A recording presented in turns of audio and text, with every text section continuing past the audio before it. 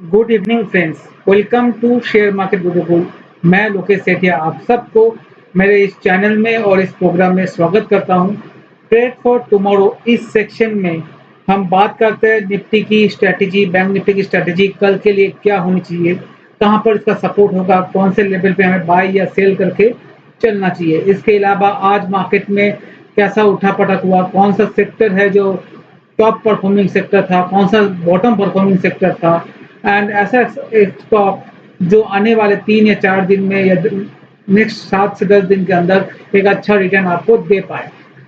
ये सब देखने से पहले दोस्तों प्लीज मेरे इस चैनल को सब्सक्राइब कीजिए, शेयर कीजिए, लाइक कीजिएगा और वो बेल आइकन को क्लिक करना मत भूलिएगा। बेल आइकन से ये होता है दोस्तों, जब भी मैंने कोई नया कंटेंट आप लोगों के लिए डालता हूँ तो वो आप डायरेक्टली आपके पास नोटिफिकेशन आ जाएगा। तो इट इज़ वेरी इंपॉर्टेंट। चलो दोस्तों आगे बढ़ते हैं। तो सबसे पहले अगर देखें तो मार्केट में Nifty mid cap, Nifty small cap ने 1.61% का रिटर्न दिया है। तो ये पिछले 7 दिनों से आप देखोगे तो निफ्टी स्मॉल कैप और मिड कैप आउट परफॉर्म कर रहा है निफ्टी 50 और निफ्टी बैंक से। ये बता रहा है अभी इंडेक्स में थोड़ा सा रुझान कम है और स्टॉक वाइज रुझान ज्यादा है। वहां पर स्टॉक में पैसा बन रहा है, ना कि इंडेक्स में पैसा बन रहा है या लार्ज कैप में पैसा बन रहा है। नेक्स्ट स्टॉक अगर देखें तो वो है निफ्टी मिड कैप, जहां पर भी ऑलमोस्ट 1.6 का रिटर्न आया है। तो उसके बाद देखें तो अभी आप देखोगे निफ्टी बैंक, जहां पर 1% का अप्रोक्स रिटर्न आया, जहां पर पिछले कुछ दिनों से बैंक निफ्टी अंडर परफॉर्म कर रही थी। आज निफ्टी से निफ्टी बैंक आउट परफॉर्म किया है मार्केट पे। And last not the least, Nifty 50.65% के अप मूव आज दिखाया है। तो ये सारा जो डेटा देखते हैं तो हमें ये एक क्लियरिटी आती है। हमें अभी अगर स्टॉक में इन्वेस्ट करना है, ट्रेडिंग करनी है, तो निफ्टी स्मॉल कैप और मिड कैप में हमें ध्यान रखना चाहिए। अब ये तो ठीक है, समझ में आया स्मॉल कैप और मिड कैप में लगाएंगे, कौन से सेक्टर में लगाना चाहिए। अगर हम देखें तो पिछले कुछ दिनों से मैं निफ्टी मीडिया के बारे में बहुत बोल रहा हूँ। निफ्टी मीडिया बहुत अच्छा चल रहा है और चलना चाहिए। तो अब देखो निफ्टी मीडिया आज भी टॉप परफॉर्मिंग सेक्टर है। आप इसमें अगर नेटवर्क 18 देखो, टीवी 18 देखो, जी मीडिया देखो, ये पिछले कुछ दिनों से बहुत ही बेहतरीन रिटर्न आप सबको करके दिया है। अगर आप ध्यान से इस सेक्टर्स को फॉलो करो जो कौन सा सेक्टर मूव हो रहा है, तो आपका रिटर्न काफी बेहतरीन बन सकता है। निफ्टी रियल्टी की बात करें तो निफ्टी रियल्टी भी एक आउट परफॉर्मिंग सेक्टर है। पिछले 1-2 महीने से 3.34% का रिटर्न आज के सप्ताह में निफ्टी रियल्टी ने दिया है। निफ्टी पीएसयू की बात करें तो निफ्टी पीएसयू ने 2.4% का रिटर्न दिया है। आज ऑलमोस्ट सारे सेक्टर पॉजिटिव थे, मगर कुछ अंडर परफॉर्मिंग या फ्लैट क्लोज हुए ऐसे सेक्टर के बारे में हम बात करते हैं। सबसे पहले बात करेंगे निफ्टी ऑटो, जिसने 0.11% का नेगेटिव रिटर्न दिया है। तो इसके अलावा अगर बात करें निफ्टी एनर्जी, जो कि पिछले कुछ दिनों से अच्छा परफॉर्म कर रहा था, 0.2% का फ्लैट इन्होंने रिटर्न दिया है। तीसरा है निफ्टी इंफ्रा, तो इसमें आप देखोगे 0.4% का पॉजिटिव रिटर्न इन्होंने दिया है, बट अंडर परफॉर्मेंस है निफ्टी मीडिया, रियल्टी और पीएसयू बैंक के सामने। आगे बढ़े दोस्तों, अगर आप देखोगे एफ आई जी आई बहुत इंटरेस्टिंग डेटा है आज का। एफ आई ने 130 करोड़ का बाई किया है आज कैश मार्केट। इसके बाद अगर बात करें तो डी ने एज ऑलवेज 550 करोड़ का 570 करोड़ का सेल आउट किया है। डी अभी पिछले कुछ दिनों से लगातार सेल में ही चल रहे हैं। अगर हम बात करें निफ्टी एफ की, तो इंडेक्स में अगर बात करें तो इंडेक्स में इन्होंने 950 करोड़ का सेल आउट किया।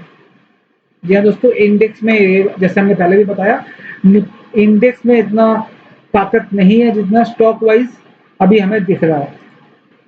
अब स्टॉक फ्यूचर देखो तो आपको दिखेगा 1461 करोड़ का इन्होंने बाय किया है। तो नेट नेट अगर बात करूं मैं तो 1461, 1329, ऑलमोस्ट अगर बात करें 2700-2800 करोड़ का इन्होंने बाई किया है मार्केट से, कैश और फ्यूचर मिला के, वहां सेल आउट हुआ 1500 करोड़ का।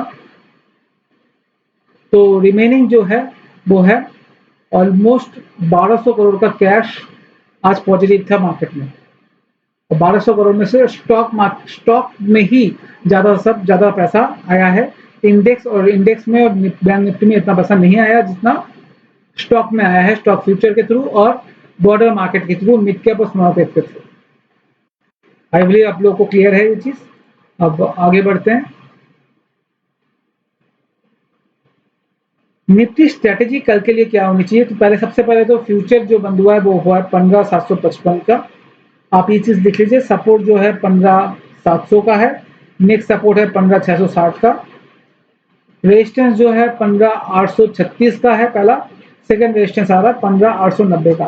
तो पिछले कुछ दिनों से मेरा support and resistance almost same है, क्योंकि ऑलमोस्ट निफ्टी फ्लैट या 40-50 पॉइंट के अंदर ही क्लोज हो रहा है, करेक्ट। तो अगर हम बात करें कल के लिए हमें स्ट्रेटेजी क्या होना चाहिए, हमें बाई ऑन एवरी डिप्स की स्ट्रेटेजी कल के लिए करनी चाहिए। बाई ऑन एवरी डिप्स की बात करते हैं हम। तो कल अगर हमें निफ्टी जो है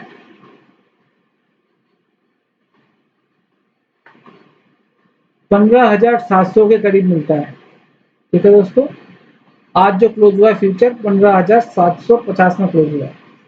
तो 50 पॉइंट से अगर 20 पॉइंट इसके बीच में अगर नीचे हमें मिलता है, मतलब 15,700 से लेके 15,730 के अंदर अगर अपना मिलता है, तो हमें इसको बाई करके चलना चाहिए ऑप्शन डेटा के हिसाब से। मैं ऑप्शन डेटा ही फॉलो करता हूँ। आज भी अगर देखोगे हमने जो 3x बैंक निफ्टी में रिटर्न लिया था, वो ऑप्शन डेटा के हिसाब से हमें मालूम चला था जब बैंक निफ्टी ऊपर जा सकता है, चांसेस ऊपर जाने का है। तो उसके बाद हमने चार्ट देख के उसको हमने बाई आउट किया था। वैसे ही ऑप्शन डेटा के हिसाब से कल 15,700 से 15,730 एक जोन है, उस जोन में अगर आपको बैंक निफ्टी मिलता है तो बाई जोन है वो। एसेल आ जाएगा आपका 15,680 के करीब, करेक्ट दोस्तों। और टारगेट जो आएगा आपका 15,780 से लेके 15,820, ये हमारा टारगेट है कल के लिए। सेल करके नहीं चलना है कल, हमें सिर्फ बाई करना है। अपॉर्चुनिटी ढूंढनी है करेक्शन की। हम ऑप्शन में भी बाई करके चल सकते हैं। 15,700 या 15,750 का कॉल ऑप्शन लेके हम इसमें ट्रेड कर सकते हैं दोस्तों, कॉल ऑप्शन के थ्रू। पुट को अवॉइड करना चाहिए कल के लिए, कॉल ऑप्शन में इसको हम ट्रेड कर सकते हैं। अगर हम बैंक निफ्टी की बात करें तो बैंक निफ्टी का आज फ्यूचर जो क्लोज हुआ 35,266 का है, सपोर्ट है 34,930, सपोर्ट 2 है 34,600, रेजिस्टेंस है 35,600 एंड रेजिस्टेंस 2 है 35,900। तो सबसे पहला चीज दोस्तों, अगर मैं बैंक निफ्टी की बात करूं तो पिछले कुछ दिनों से मैंने हमेशा बोला है बैंक निफ्टी के बारे में,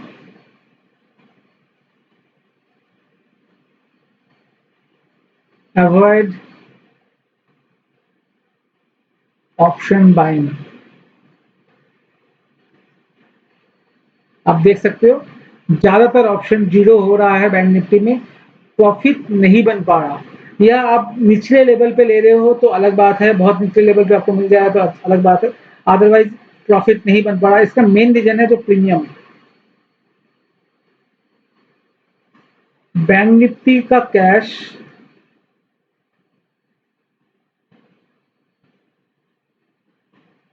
और फ्यूचर जो है दोनों में ऑलमोस्ट 150 पॉइंट का डिफरेंस है। इस 150 पॉइंट के लिए मैक्सिमम टाइम जब बैंक निफ्टी 200 पॉइंट भी बढ़ता है तो आपका ऑप्शन जो है वो 20 से 30 पॉइंट ही बढ़ पाता है, वो भी इन द मनी ऑप्शन भी 20 से 30 पॉइंट बढ़ पाता है, बिकॉज यहाँ पर 150 पॉइंट का गैप है प्रीमियम में। नॉर्मली जो बैंक निफ्टी का प्रीमियम होता है वो 50 से लेके 70-80 पॉइंट का होता है। उस केस में ओके, बट क्योंकि ये ऑलमोस्ट डबल है, डबल से भी ज़्यादा है एक्चुअली, तो हमें ऑप्शन को पहले तो अवॉइड करना है, नंबर 1। नंबर 2, अगर हम बात करें फ्यूचर में कहाँ बाई करना चाहिए बैंक निफ्टी को, तो पिछले कुछ दिनों से जब भी हम बैंक निफ्टी 35,000 के लेवल पे 35,000 35,100 के लेवल पे हमें मिलता है फ्यूचर में, तो हमें बाई करना चाहिए। ये मेरी स्ट्रैटेजी है, पिछले कुछ दिनों से सक्सेस भी हो रहा है। एसएल हमें लगाना है 34,700 के अप्रॉक्स, 300 पॉइंट का एक बड़ा एसएल है पोजिशनल ट्रेडर्स के लिए।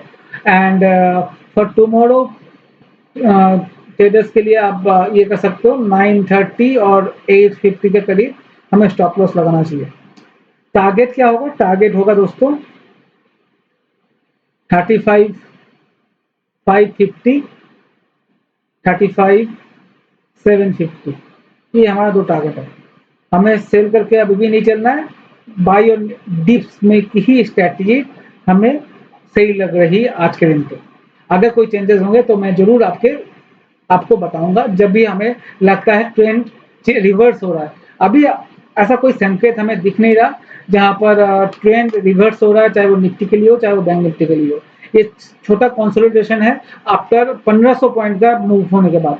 आपने देखा होगा मई महीने से जून के 10 तारीख ऑलमोस्ट 30-40 दिन डेज के अंदर 14 ऑलमोस्ट 1400-1500 पॉइंट का निफ्टी में मूव आया है।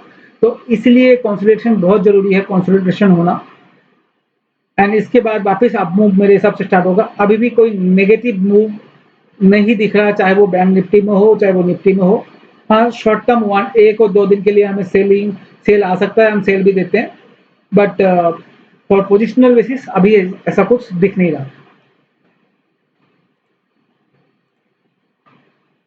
स्टॉक की बात करें दोस्तों, आज का जो स्टॉक है उसका नाम है क्विज़क्रॉप।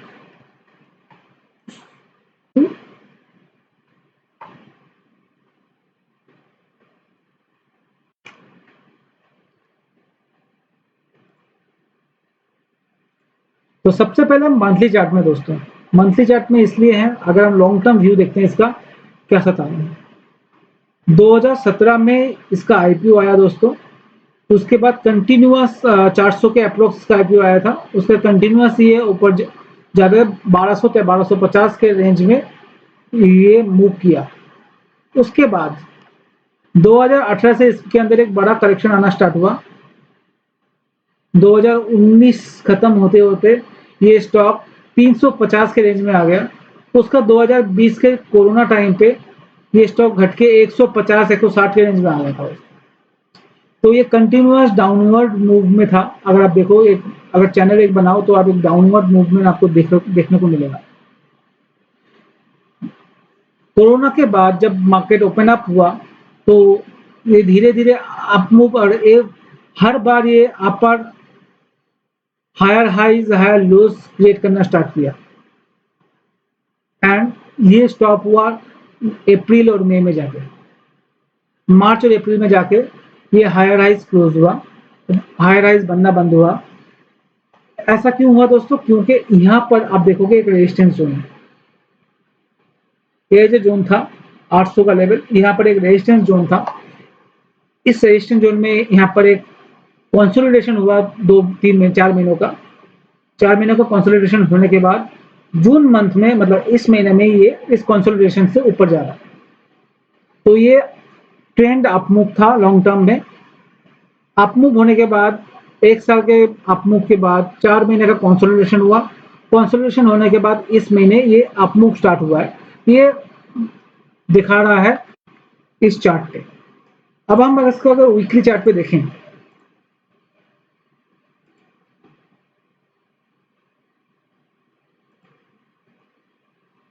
तो वीकली चार्ट में अगर इसको ड्रॉ करें यहां से, अब देखो इसके बाद ये कंटिन्यूअस अप मूव में है।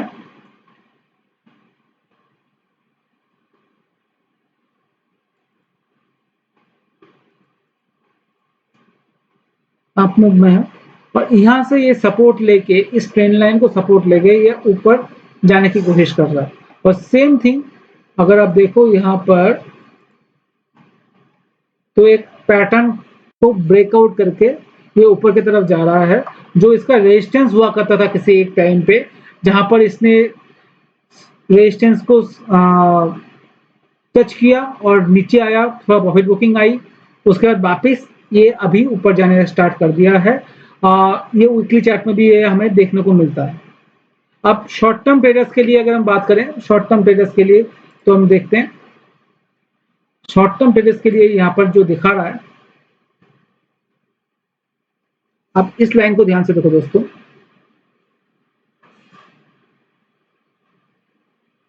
1 2 3 4 5 कंसेक्यूटिव डे में अब lower highs and lower lows बन रहा है। ये टेक्निकली एक बहुत स्ट्रॉन्ग पैटर्न है। जब लोअर हाइज लोअर लो बनता है, higher highs and higher lows जब बनता है, तो एक स्ट्रॉन्ग अप मूव का सिग्नल होता है। और ये स्ट्रॉन्ग अप मूव जो हो रहा है, इसको सपोर्ट कर रहा है वॉल्यूम। अब अगर वॉल्यूम देखो, यहाँ पर कंटिन्यूअस वॉल्यूम इंक्रीज हो रहा है पिछले कुछ दिनों से। तो वॉल्यूम के साथ जब ये अप मूव दिखा रहा है, तो आने वाले 8 से 10 दिन या 15 दिन के अंदर ये अच्छा एक मूव दिखा सकता है। आप लोग इस स्टॉक को अपने वॉच लिस्ट में रखिए। ये हो सकता है 810-15 तक थोड़ा करेक्ट होके आ सकता है इस रेंज में, या यहाँ से भी आप मूव दिखा सकता है।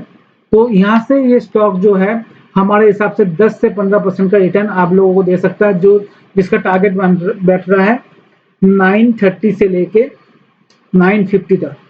अभी 850 का इसका प्राइस चल रहा है, तो 930 से लेके 950 तक का इसका अप मूव हमें नजर आ रहा है दोस्तों। आज के लिए इतना ही। अगर आपको और भी कुछ इसमें जानना हो या और भी नया कुछ इसमें इंक्लूड करना हो, तो प्लीज कमेंट सेक्शन में बताइएगा। हम जरूर कोशिश करेंगे उसको ऐड करने की। Thank you.